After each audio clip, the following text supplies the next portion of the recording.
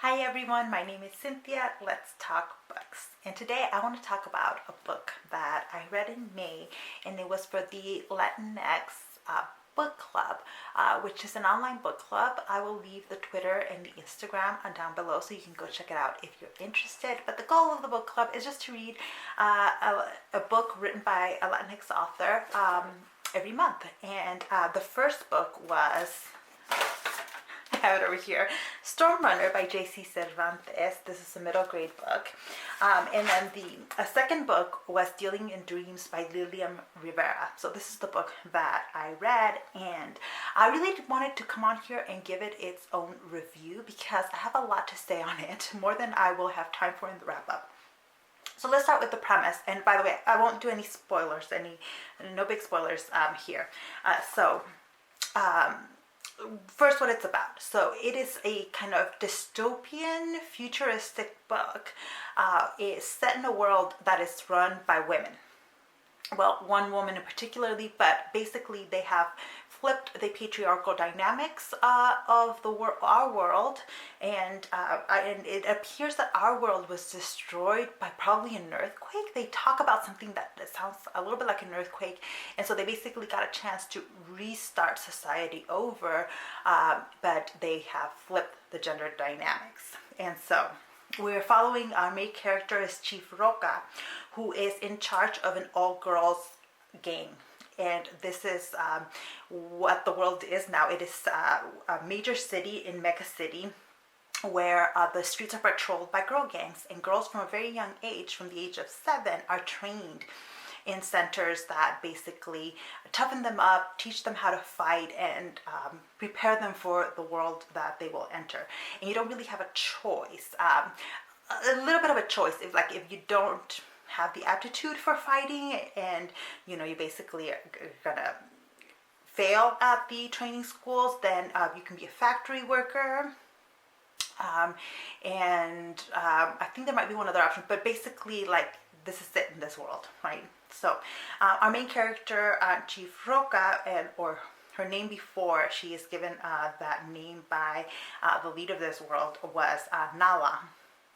She leads Las Malcriadas, which, by the way, the minute I read that on the page, I was like, oh my god, perfect girl gang name, Las Malcriadas. They have a couple other really amazing, perfect girl gang names, and I really appreciated kind of the use of Latin culture in here. So Mega City is our setting, and the goal of our main character, Chief Roca, is getting into the Mega Tower. So this is where the elite people who are in with the leader live, and here you don't have to work. You have access to parties, to food, to wealth. This is very much elite. And her plan for getting into the Mega Towers is to basically battle her way to the towers, right? So she starts off by learning the ways of the street, essentially learning how to fight, and then forming her own girl gang, and then slowly rising to the top and being the #1 gang in Mega City. And she believes once she achieves that, then the leader will have no choice but to let her into the Mega Towers. At the same time, she has developed a relationship with the leader's son, who sometimes kind of gives her technology, gives her tips, is helping her along. He seems to like her. Like I said, in this world, the gender dynamics have been flipped. So women are in charge, girl gangs run the streets, and men hold a second-class position in this society. Men do not get trained to fight in gangs or anything like that. Their choice is to work at the factories, or if they can dance and are attractive enough, to be one of the men in the bodegas. Yes, like bodega, but with boys. So these are essentially strip / spa clubs and nightclubs. Yeah, they kind of mix a bunch of different things into these bodegas.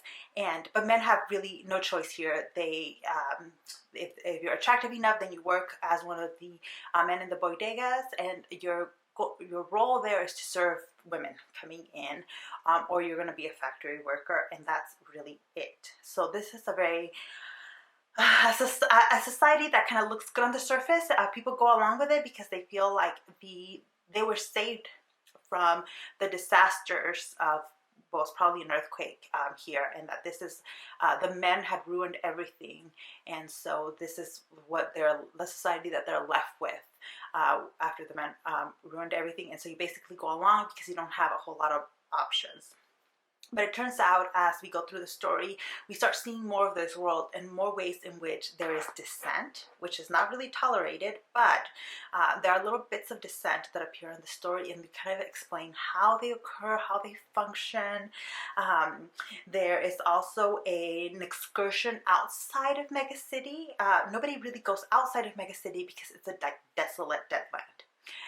Except some people have found a life outside of Megacity in different kinds of ways. Like there are a few grow gangs right outside, and then there's other communities that have had to escape Megacity because of the restrictions within Megacity. Right?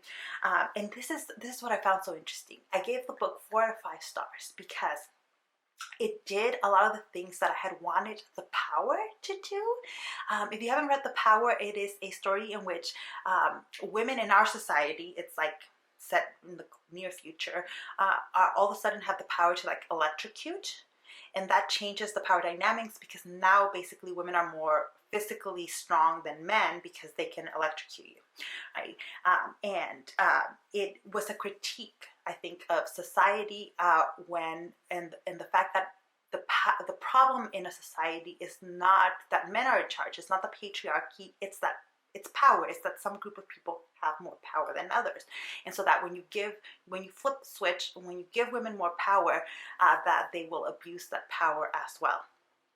And this book kind of takes that same theme and really does a lot of really great things. Like it shows kind of how power can corrupt and really set up a society that is still unequal. Like it doesn't matter that men have no power now, or the problem is now that men have no power. Even though women are in charge, like society is still not at a good place. Right? That something has to be done. This is not, you don't fix one extreme by going to the other extreme. It is part of the themes here. And it does that really brilliantly without being too heavy-handed. I thought The Power was a bit heavy-handed in certain parts, whereas I didn't feel that in Dealing in Dreams. And you're also following a YA character, so there's a kind of exploration through the eyes of youth that I found really interesting here. I loved the Latinx themes here. I really enjoyed this story. So I think if you're interested in some of these things about flipping gender dynamics, about women-run dystopian worlds, this is a good book to read. Another element that I would be remiss to leave out is that, because it plays a huge role in the story, is the element of dreams. The part of what keeps people going along with this regime here is that they've developed dream capsules. You take one of these capsules and it sends you into a dream state. And this is what allows people to basically live on and survive the hardships of this world. The problem with that is that you can get addicted to the dreams. And so this is one of another theme in the story then is the theme of addiction, right? And I think it's told really powerfully by using kind of a different kind of drug, right? Not one we know of, but one that we can identify with. Like, who doesn't want to have good dreams? But like taking too many of these capsules and dreams will lead you down a really bad path. And so trigger warnings, major trigger warnings for addiction, for violence. That was one of the things that actually shocked me right off the bat. It is very clear this is not a watered down version of this world. Like, these are girl gangs. They battle, they fight it out. There is blood. It got right up to my edge of tolerance of violence, I have to admit, because I wasn't expecting it right at the top of it. And if I have any critique of this book, is really that I wish a little bit more had been done with the bodegas and the boys there. There's enough that I felt like that was an important theme, but I wanted a little bit more exploration of the men in these bodegas. I also wanted more exploration of um, the main character's family. Um, this is where I have to be careful not to reveal too much, but I wanted a little bit more of that. But the book really reads like a first in a series, and I don't know that it is, but it reads like a first in a series, and that it leaves me wanting more. But there is no more I can go read at the moment. So I'm going to be keeping my eye out on Lilliam Rivera and see when she releases, if she ever writes a sequel to this, because it was a very interesting world, one with a lot of layers and a lot of different dynamics to explore. So if you are all interested, I do highly recommend this. I think it is a good one. So if you have any questions, leave them down below. If you want to talk some of the spoilery stuff, maybe down below, just label it spoilers so that nobody else gets spoiled by it, because I felt like, oh yeah, this book needs to be dissected, and I would love to dissect it with some of you. So thank you so much for watching, and I'll see you in the next one.